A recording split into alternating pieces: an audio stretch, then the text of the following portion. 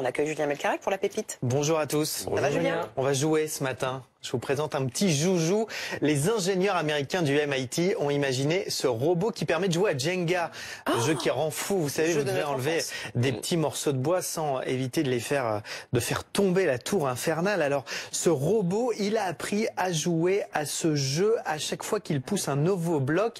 Il apprend pour les suivantes parce qu'en fait, il est équipé de cette pince, d'un capteur de pression pour savoir s'il faut appuyer très fort ou pas et d'une caméra qui lui permet d'apprendre à chaque geste. Pour les suivants, il a fallu 300 essais pour arriver à ce résultat. Au départ, il a appris en regardant des humains jouer. Il y a eu des combinaisons en fait de jeux pour parvenir à les reproduire. Et il a ainsi appris à savoir quels étaient notamment les blocs les plus faciles, notamment pour démarrer la partie. Alors, c'est très marrant à regarder, c'est super, mais en fait, ce petit robot, c'est une très grosse avancée en termes d'intelligence artificielle, parce que pour une fois, c'est réel. D'habitude, l'intelligence artificielle, ça permet de jouer à des jeux vidéo. On a souvent vu l'intelligence artificielle qui peut battre des humains en jouant aux échecs sur un ordinateur. Là, c'est la première fois qu'on joue à un véritable jeu, parce qu'on a ajouté cette donnée tactile au robot, et donc ça va permettre de grosses avancées, notamment dans l'industrie, par exemple sur les chaînes de production.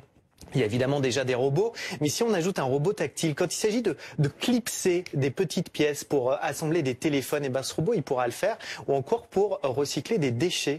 Les déchets recyclables, notamment les légumes, etc. Et ben aujourd'hui, on ne peut pas demander à un robot de le faire. Et ben grâce à ce robot joueur, on pourra sans doute dans les prochaines années. Vous venez de supprimer 100 000 emplois.